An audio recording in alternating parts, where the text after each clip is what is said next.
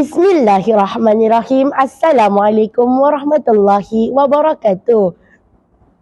Saya Muhammad Zulfakar Muazzam bin Muhammad Zulkifli dari SK Bukit Garam 2, Kinabatangan, Sabah. Kod sekolah saya ialah XBA 2249. Saya berumur 12 tahun. Pada hari ini, saya akan kongsikan kepada anda semua sebuah buku karya agung yang bertajuk Hikayat Si Miskin. Buku ini tidak mempunyai penulis, namun ianya telah diselenggara oleh Abu Bakar Hamid dan telah diterbitkan oleh Dewan Bahasa dan Pustaka pada tahun 2016. Buku ini mempunyai 133 halaman bercetak dan berada di bahagian 800 di dalam sistem pengkelasan Dewi di bawah bidang kesusasteraan, serta merupakan buku karya klasik. Buku ini menceritakan tentang latar belakang si miskin ataupun Marakarma.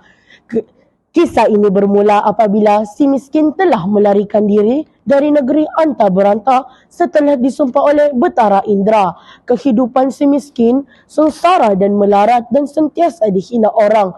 Namun, kehidupan si miskin berubah apabila isterinya mengandung. Orang yang dulu menghinanya kini tiba-tiba bermurah hati dan berasa kasihan, lalu memberikan mereka bantuan untuk meneruskan kehidupan. Setelah anaknya lahir, seorang putera yang diberikan nama Marakarma, kehidupan si miskin semakin senang dan rezeki berlimpah-limpah. Sehingga dia menjadi raja di negeri Puspasari dan membawa gelaran Maharaja Indra Angkasa. Tidak lama kemudian, mereka dikurniakan pula seorang putri yang diberi nama Putri Nilam Kesuma. Kemakmuran yang ditunjukkan negeri Puspasari ini telah menimbulkan rasa iri hati kepada Raja Antaberanta, lalu menyuruh ahli nujumnya untuk memaklumkan kepada si miskin bahawa kedua-dua anak tersebut membawa musibah dan celaka kepada negerinya. Hasutan tersebut telah didengar oleh Maharaja Indra Angkasa, lalu dia ingin membunuh kedua-dua anaknya. Tetapi setelah dirayu oleh istrinya, kedua-dua anak tersebut tidak jadi dibunuh, namun hanya dibuang keluar dari negeri. Setelah kedua-dua anak tersebut dibuang keluar dari negeri, kehidupan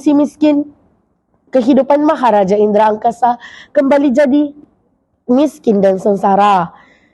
Manakala kehidupan Marakarma dan adiknya sangatlah susah dan tambah perit apabila keduanya terpisah. Namun, kehidupan mereka mula berubah hari demi hari apabila Marakarma telah berkahwin dengan seorang puteri raja, manakala adiknya pula telah berkahwin dengan seorang putra raja. Dalam tempoh masa itu juga, Marakarma telah belajar banyak ilmu kesaktian yang membantunya mencapai peristiwa-peristiwa kejayaan dalam kehidupannya. Gaya bahasa yang digunakan buku ini adalah sederhana, namun agak sukar bagi pelajar sekolah rendah kerana terdapat perkataan-perkataan klasik yang sukar difahami. Namun, bagi saya, perkataan-perkataan klasik yang sukar difahami itu dapat mencetus kemahiran perpustakaan murid yang mendorong murid menggunakan kamus untuk mencari makna perkataan. Secara tidak langsung dapat menambahkan kosakata dan perbendaharaan kata murid. Melalui pembacaan saya, terdapat banyak nilai pengajaran dan iktibar yang boleh dijadikan panduan kepada pembaca. Yang pertama, kita tidak boleh terlalu mempercayai kata-kata orang tanpa menyiasatnya terlebih dahulu kerana bimbang. Tindakan yang kita ambil itu akan menyusahkan atau merugikan diri sendiri. Hal ini seperti yang terjadi kepada Maharaja Indra Angkasa yang mendengar kata-kata ahli nujum, lalu sanggup membuang kedua-dua anaknya yang menyebabkan ia menjadi miskin kembali. Yang kedua, kita tidak boleh merasa iri hati dan dengki atas kejayaan orang lain.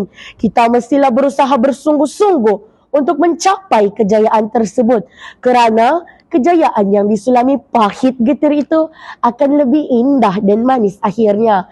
Kesimpulannya, kita mestilah menghargai dan mempertahankan karya agung.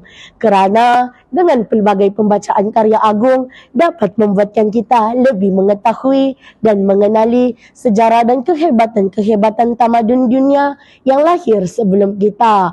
Tumbuh rendang, pohonan ciku, tempat petani memasang pelita. Berakhir di sini bicara buku. Semoga bermanfaat untuk semua. Sekian, terima kasih.